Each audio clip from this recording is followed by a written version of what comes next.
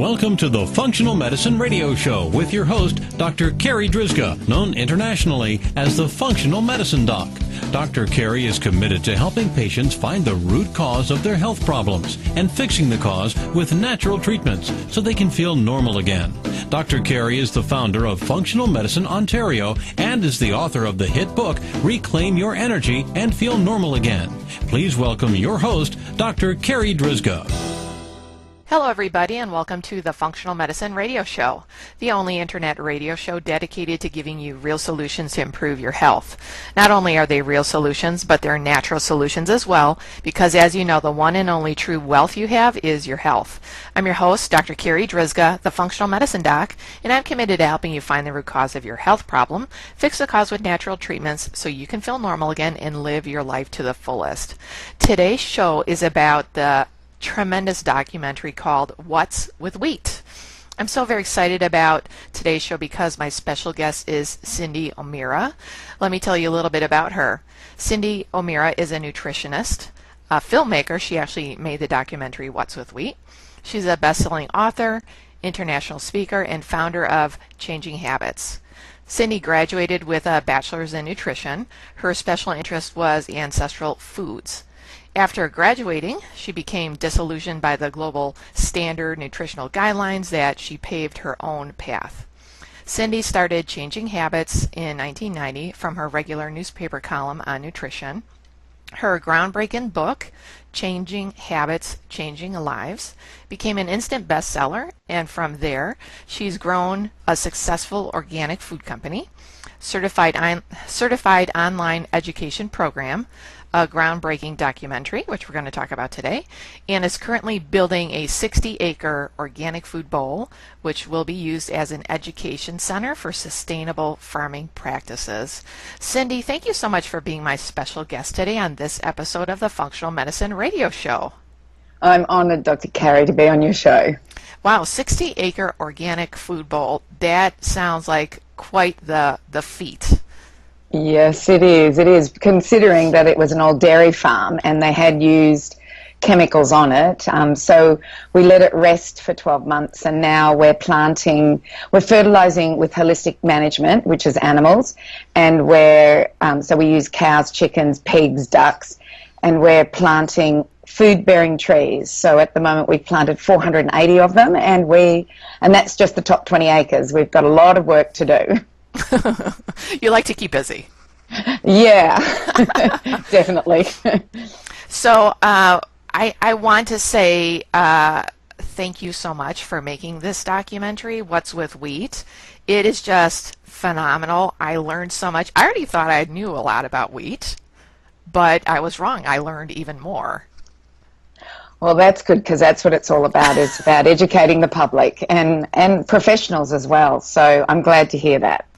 So, in the documentary, you really explain in detail, what has gone wrong with wheat, and I thought it was just the gluten part of wheat, the hybridization of wheat over the years, but there's so many different layers to this story. Now, I know we're not going to be able to get into all of it in our interview here today, so I really urge the listeners out there to watch the documentary, but we're going to talk about some of the key points that we can today, and you have such great experts in your documentary. You interviewed Dr. Terry Walls, Dr. David Perlmutter, Sarah Ballantyne, Sayer G, on and on and on it goes. Yeah. Well, what happened was that I've been a nutritionist, and in the nutrition world for 37 years. And I eat really well. I eat everything from scratch. I used to make all my own breads. My children were brought up the same way. And considering that my children were brought up, and they're in their 20s now, by the way, they're healthy adults, but they were brought up without one antibiotic, without any painkillers. They were brought up under chiropractic care. And I thought I was doing the right thing. So it came as a bit of a surprise to me that around the age of 45 and heading towards my 50s, I started to get niggling problems that just started getting worse and worse. And being a nutritionist, you go straight to food. And so I did an elimination protocol and then it felt amazing, by the way, after that protocol. Lost about 20 pounds in weight in 3 weeks, never to put it back on again. I was getting like migraines and backaches and hip aches, and all of these problems just disappeared in 3 weeks. Then when I started to introduce foods back again, on the 10th day I introduced wheat, and all of those issues came back again. And so I mused, what is wrong with wheat, considering my understanding of grain and how it played a role in evolution and how it played a role in our cultures. And it was those people that you have just named that I went to learn about, to learn. And so, of course, it was those people that I wanted to interview. But it was interesting, as I interviewed them, I learnt more about their current knowledge. And so the film morphed as I learnt more. So that's what you saw. And I could actually, with more information that I've learnt now, could add more to that film with regards to what we know about what's happening to wheat, and especially farming practices. That's what's really scary, is the farming practices. So for the listeners out there, Cyndi started at a very logical place with her health. Not just thinking like, oh, I'm getting older, because that's what patients hear from their doctors. Oh, you have these aches and pains? You have headaches? Well, you're getting older. What do you expect? and honestly, Cyndi, I had a new patient in my office last week, 27 years old. And her doctor is telling her it's because she's getting older. And I said, it would be so much nicer if your doctor just said, I don't know, instead of you're getting older. It's like silliness. So you started at a very logical place, doing an elimination diet. And oftentimes I recommend for my patients, like just with wheat, just like no wheat or gluten for 30 days. Do that 100%, like if you're not ready to do a full-on elimination diet. And then on day 31, go crazy on wheat and see how you feel. And a lot of them feel like crap, right? Yeah, they get to realize it. They realize that, a food is something that can completely change the way you're feeling. And because our medical profession doesn't do any study on nutrition and sees no link in nutrition, of course they're not going to suggest food. They're going to go straight to, well, you've got this pain, take this medication, because that's what they're taught. So we're seeing a new paradigm happen, which is very exciting. And yeah, 27, you're a baby at 27. Yeah. So in your documentary, you talk a lot about how wheat has changed over the years. As we've gone through the Industrial Revolution, learning about, modern chemistry, and it's, quote, making our lives so much better, and how we've gone from using grains and wheat in a very natural way. It was the president of the Weston Price Foundation, I forget her name, but she specifically said, before we had all of this modernization, we used grains and we would ferment them first before using them, and that we could digest and absorb them. And then we went through this whole Industrial Revolution, and wheat has changed in so many ways. So can you talk about some of those changes that have happened? Because that's really then where the issues have started with wheat. Yeah. I think this is a really important point, and Dr. Sally Fallon, who's head of Weston Price, makes that point. But I'd like to go over and beyond what Dr. Sally talked about. So there are many foods that are out in, the modern, or the natural world, I should say, that could have certain anti-nutrients in it. And wheat is an inherently inflammatory food. And so we've always known through cultures and our traditions that this is the way we prepare this food in order to eat it so that it doesn't cause any, health issues. So I'd like to take you to my country, which is Australia. We have Aboriginal people that live there. And these people have lived on the Australian continent, they believe, for about 110,000 years. They have used grain for at least 65,000 years. And the grain that they've used, let's just take one, for instance, it's called nardoo. Nardoo, when you take it raw and you continue to take it raw, it will stop your B utilization and absorption, which means you will die of a vitamin B deficiency. It will be a slow, death, but you will die of it. if you prepare this grain properly, and that is by soaking it, washing it, and cooking it, it releases the anti-nutrient and it becomes a sustainable product that you can eat and not have any problems with B deficiencies. So we know that we have done this for thousands and thousands of years, but what's happened is that we have thrown all of our knowledge of culture and traditions, from, you know, fermenting foods to bone broths to the specific way that we should use and cook our grains. And what we've done is that we've created this food that is in everything. And it can be in the way of wheat, or it could be as a glucose syrup, because glucose syrup is made of it. It could be in our vitamins and minerals, because they have them as excipients. Or, I don't know if people know this, but ascorbic acid's origin is wheat. So it goes from wheat to glucose syrup, and then it's fermented by genetically modified bacteria to make ascorbic acid. So we have wheat as a part of our medications. You know, it's cosmetics, it's hair care, it's makeup, you know, personal care products.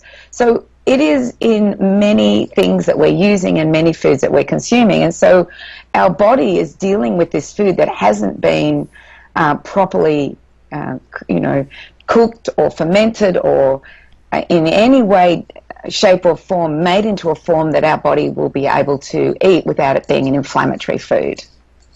And that worldwide we overproduce wheat. Well, definitely. Like Dr. Natasha Campbell-McBride talks about that in the film. She says that, you know, one year we made enough food to feed 11 billion people. So when you look at that, well, there's not that many people on the population. So, you know, they're going to have to use it for other things, or they're going to have to store it. And if they store it, then they're going to have to put a chemical in it to keep weevil out or to stop it going to being spoiled. So, you know, there's many ramifications of us overproducing wheat. Not only are we, you know, had it as a food, but also in the storage realm, it's going to have chemicals on it. And again, as you said, that we don't eat wheat in a way that would be really considered natural. And in your documentary, you talk about how they take the wheat and then they strip it, you know, of the bran and whatnot, and then we have to add the nutrients in, and that's why, you know, you look at your cereal carton, you stare at your cereal box when you're eating your cereal, and you read the ingredients label and you see all of the additives in there, the added vitamins and minerals, but, you know, where do they get those nutrients? And I think this is a really important issue, is that they take the germ out, which has got all the beautiful oils and all wonderful vitamins, and even fiber has some nutrients in it. It's not just fiber, it has nutrients in it, and we're left with, you know, just that flour. And of course in the 1930s they indicated that there was some vitamin B deficiencies. Of course, they've taken the germ and the bran out, so of course there's going to be some vitamin B deficiencies. So we added vitamin Bs back into it, as well as some minerals. But I think one of the most worrying vitamins that they've added into it of recent is a B vitamin called folic acid. So folic acid is a synthetic form of folate. And if we can't convert folic acid into folate or into methylfolate, then what will happen is that just kind of runs rogue in our body. And there are some people out there that have alleles or mutations that do not allow that conversion. And if you don't have that conversion, there's now new information out there that it may be contributing to the increase that we're seeing in tongue tying and lip tying. So folic acid, if you have the NTHFR gene, and I'm sure your listeners have heard of it, you've no doubt done some information on this, then you can't convert that folic acid, and there's no point in taking it. You have to take it in leafy green vegetables. That's what folate stands for, is foliage. It's in foliage, it's in green leafy vegetables. And we need to be very careful about these synthetic vitamins, and these are mined minerals as well. So the mined minerals might be, let's say, iron. So if you put your wheat into a plastic bag with some water, mix it up and get a magnet and put it on the outside of the plastic bag, sometimes you can draw out iron filings onto that magnet. So, you know, we don't lick iron or lick our cars for nutrition. So why would we put that into our food supply? So that's another thing that's happened. And then in another part of the documentary, you talk about, or you have one of your extras talk about Ancel Keys. Yes. And his research. Can you talk a little bit about that and how that kind of rocked the whole world of diet and nutrition? Yeah, Ancel Keys was the beginning of the low-fat movement. So he was somebody who indicated that through epidemiological studies and association studies that fat caused heart disease. But the thing with Ancel Keys is that he did do about 22 countries around the world. He did go to them and he did epidemiological studies, but not every country worked within his guidelines. And so he cherry-picked his countries down to 7 and showed how fat caused heart disease. And so that then changed everything. And Sally Fallon talks about that in the documentary. She says, we used to have bacon and eggs, and what we didn't put in the documentary, but when I interviewed her, she said, we used to have supplies for our soldiers of fats as opposed to carbohydrates. But when Ancel Keys came into the picture and the Heart Foundation decided that, Ancel Keys is right, let's get everybody doing low fat, and that's where we went to with all of our dietary guidelines, then even our soldiers started to get carbohydrate-laden foods as opposed to fat-laden foods in order to survive when they were out during wartime, or out on, when they're out in the field. So he changed everything, and so everything changed from us eating lard and those beautiful fats, and not that we ate them continuously, but they were a part of our diet. And so we went from that to eating carbohydrate-laden foods. And then, of course, with Kellogg's, we started to eat breakfast cereals because he was the beginning of breakfast cereals. And now, the statistics tell us that 97% of people in America have breakfast cereals sitting in their pantry. And it is a food that I have taken off my list, or it's never been on my list of foods that we should eat, but it's definitely a food that when I talk to people, I say, okay, let's look at breakfast cereals, let's look at the way they're made. Do you continue, do you want to eat them now that you're educated about them? Let's look at an alternative and let's bring back proteins and fats into our breakfast. And as you said, when Ancel Keys did his research, he was actually cherry-picking the countries that was able to prove his research, and he was not adding the countries where his research did not bear out. So in the end, when he's saying like a low-fat diet is healthy for us, it's actually a very false statement, and new researchers, now I'm getting tongue-tied, go back and look over Ancel Keys' research and say, it's not that the fat is bad, it's that it's the sugar that's bad, and then that brings us really right back to wheat and carbohydrates. Yeah, it does. And, there were books that came out, like The French Paradox, what is it? French women don't get fat, yet they eat fat. So these books were starting to come out back in the 90s, I think it was, when I first started to see these books. So we were seeing rumblings of there's something wrong with this information that we've been given by our dietary guidelines. Ancel Keys became forgotten and it became part of the dietary guidelines. So yeah, and now we're looking at carbohydrates or sugar. But I think once again, we have to be very careful there. It seems that it's all or nothing. So we started that with salt. So salt caused hypertension. Then it went to fat, and now we're going to sugar. And so everybody's now going to, sugar's bad, carbohydrates are bad, fruit's bad. And I think we have to, not go all or nothing. We have to look at exactly what is bad. And when we look at that, we see it's refined foods, it's also bad fats. Bad fats are man-made fats, manipulated fats. Salt is refined salt.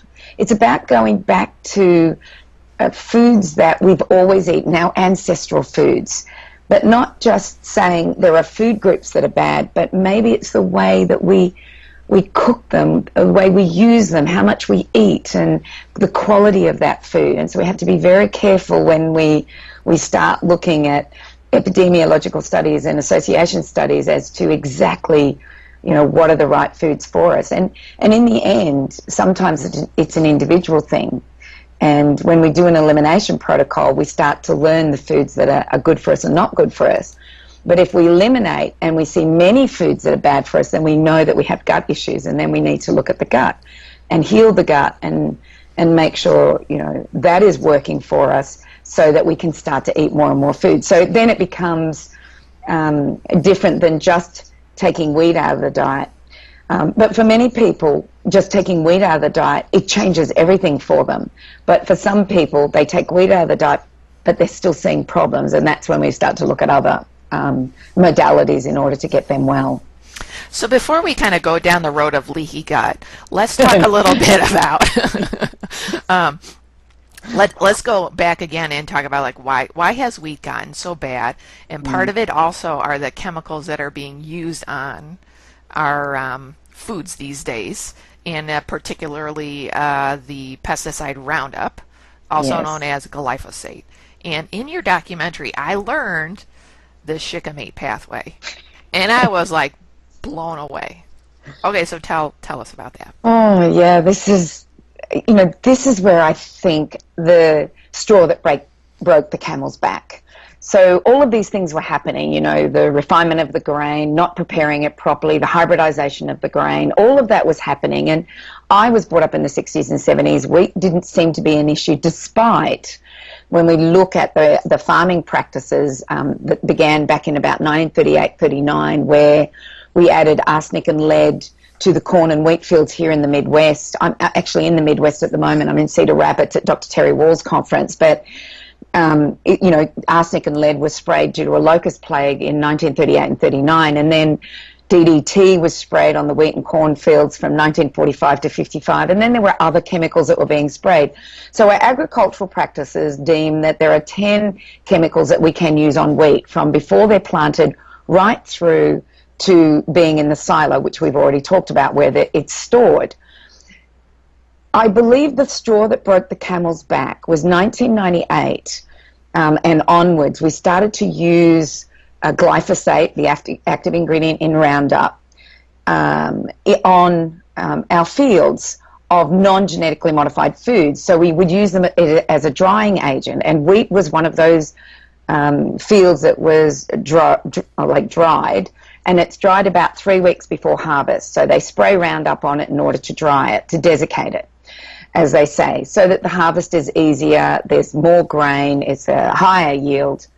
But when we looked at association studies, and Dr. Stephanie Seneff did this at MIT, we noticed as the introduction of this practice and the more Roundup that was used, that we increased the amount of people with celiac disease, so that curve almost matched the increase in glyphosate use. So we have celiac disease, wheat allergies, non-celiac gluten sensitivities, fructose malabsorption, autoimmune disease, and then there were lots of other diseases that also seem to increase with that curve.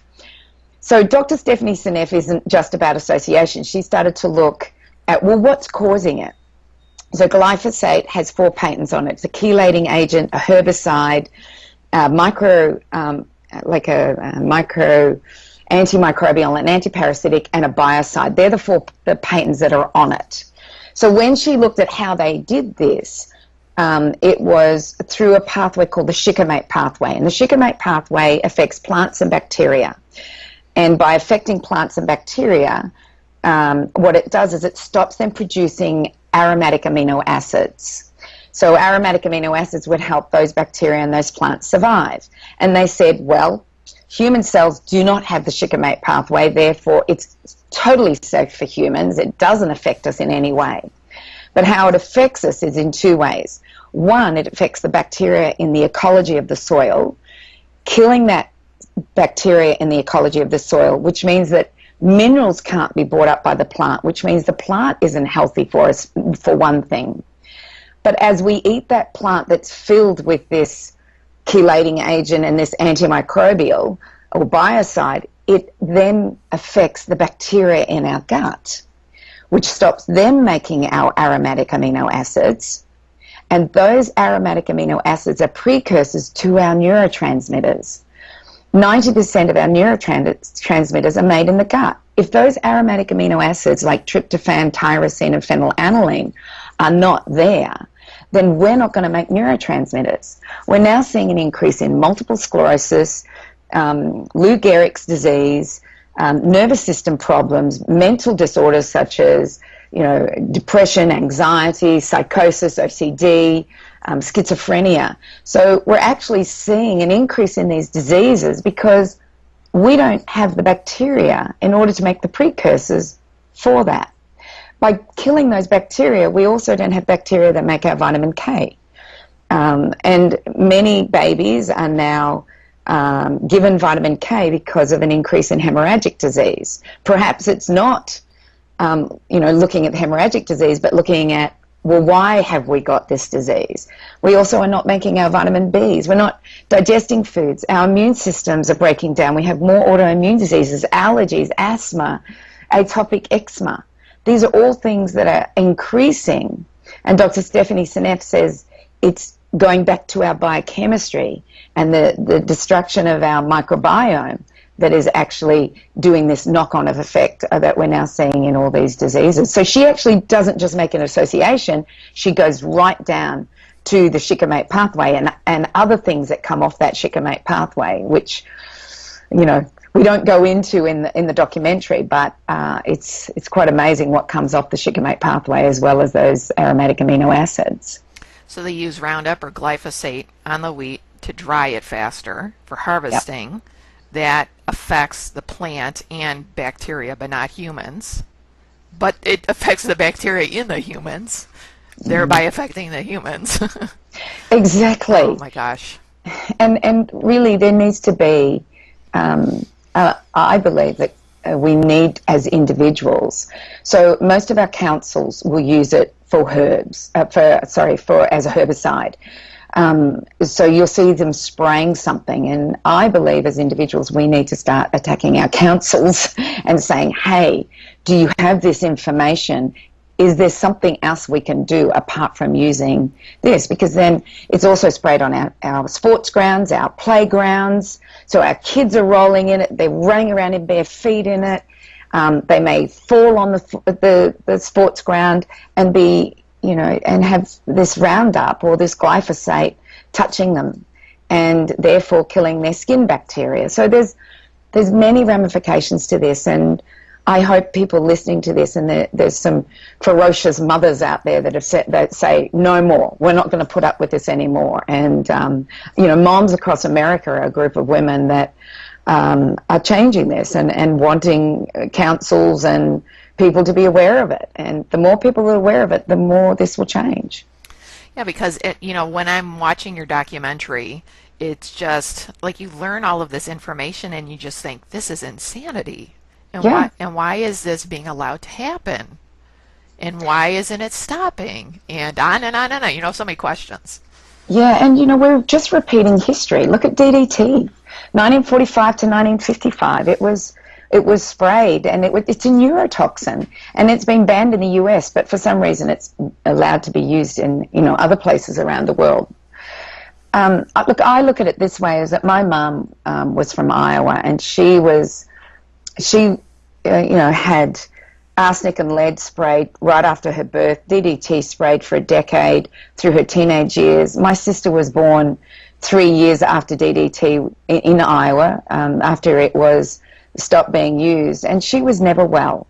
And my mum was sick that first 3 months. She couldn't eat, and I'm sure she used the fat cells that she had accumulated throughout her life that probably had arsenic and lead as well as DDT and other chemicals have been sprayed near her because she was a corn farmer's daughter. So my sister was never well. She had gastrointestinal problems by the age of 16. At 24, she was diagnosed with Crest disease, which is an acronym for 5 autoimmune diseases, and passed away at an early age. My brother and my sister were born soon after her, and we've been very fortunate because she took all of those toxins, I believe, from my mom. You know, that's the only thing that I can think. Why was she sick and my brother and I were okay? So we're just repeating history, Dr. Carri. That's what we're doing, and it's about time we just kind of realize this, and we just make a change, and we stop eating foods that have had any association with Roundup or any chemicals. We become more active about the foods that we produce and go to our farmers and find, you know, better forms of food, or foods that have been farmed properly without these use of chemicals. Yeah, so let's now kind of shift gears and talk about some actionable steps that we can all start taking to improve our diets, improve our health. And very oftentimes I hear from patients when we go down this pathway of, you know, starting the conversation about wheat and gluten and grains, very oftentimes they say, oh my God, but wheat's in everything. Like, what the heck am I going to eat? Yeah. So where do you think people should start? Well, let me tell you where not to start, and that's at gluten-free packaged foods. Oh, yes, I agree. Yeah. A lot of people go, well, if I can't have that bread, then I'll go to the gluten-free bread, or the gluten-free pasta, or the gluten-free cakes, or the gluten-free cookies. But many of them have many additives and preservatives and flavorings, and also may have different types of grains or legumes that are not necessarily prepared properly. So, look, if you're in crisis, I believe you need to change everything, and you need to be strict about what you're doing. But if you're not in crisis, let's look at changing things step by step. Let's just look at taking that wheat out of the diet, and let's look at breakfast first, and how can we change our breakfast, and what can we eat. So I do have a program that's called the 6-week No Wheat program, and we give you a whole bunch of recipes of different breakfasts. But even traveling, I'm able to do this very well. So I may go to a restaurant, and there'll be the croissants and the breads and all things like that. Or I might see there's eggs on toast, so I will say, well, can I have eggs with salad? Or I might have an omelette, you know, with lots of yummy foods within that omelette. So I might ask for onion and garlic and tomatoes and red pepper, and that's enough to fill you up. You actually don't get hungry, and what will happen is that your body will not want food at morning tea, which is usually a cracker or a cookie or a muffin. You won't want that because you've fed your body such a nutritious beginning. So you start with breakfast, and then you look at lunch, and you say, well, normally I have a sandwich for lunch, or I might have a bagel for lunch. So then you look at different lunches that you can have, and often what I'll do is for my lunch, I'll take my leftovers to work for my lunch. And then you get home at dinner, and instead of having pasta, you look at different types of forms of protein, from fish to chicken to red meat, and have vegetables with that, or a salad with that.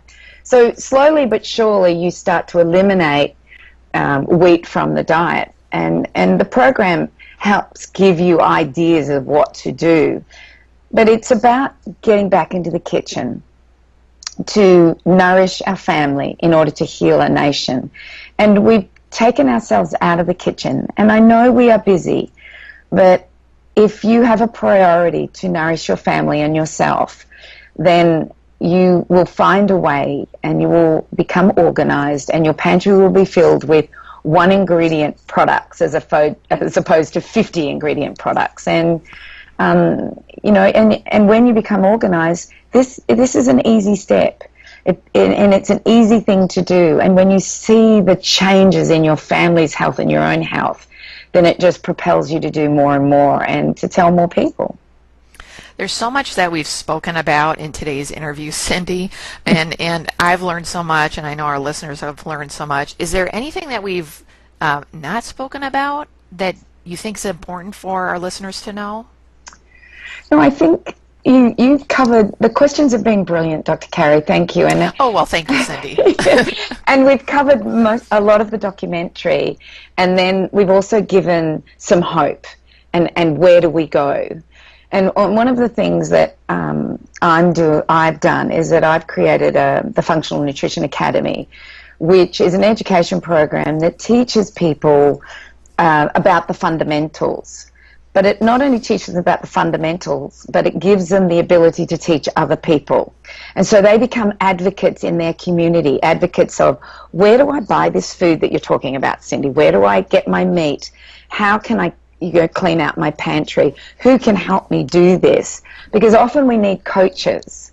And that's what people who finish the Functional Nutrition Academy become. They become coaches in their community. They become resources for people to make changes. And I'm sure in your community, Dr. Carri, that you're a resource for this. And so I have many professionals that do the course as well that learned how to become a resource to help people make these change. And as I say at the end of the documentary, I'm hoping to create a tsunami of change that will change the health of the people that are living now and our future generations.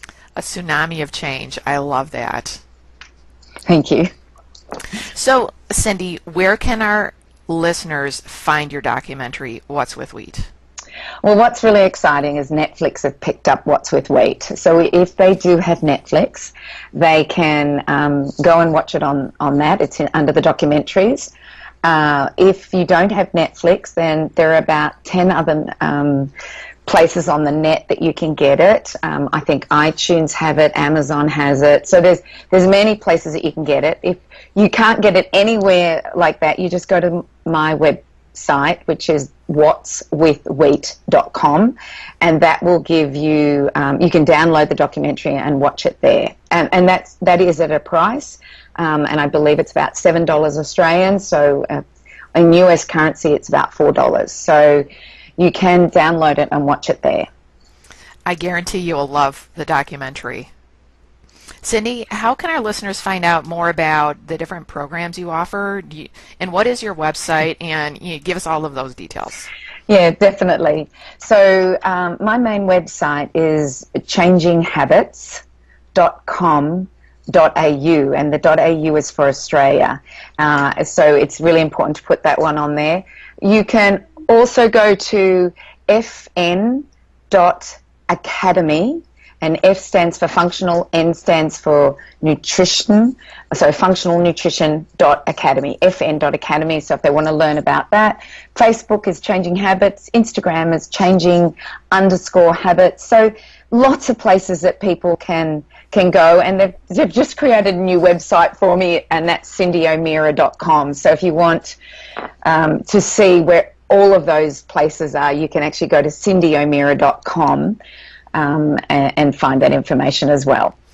And would you say that your Functional Nutrition Academy really is for anybody? Like, you don't have to be a nutritionist or a doctor to start into that. You could just be, you can be, a mom, a dad, wanting to change your own diet, wanting to change your family's diet.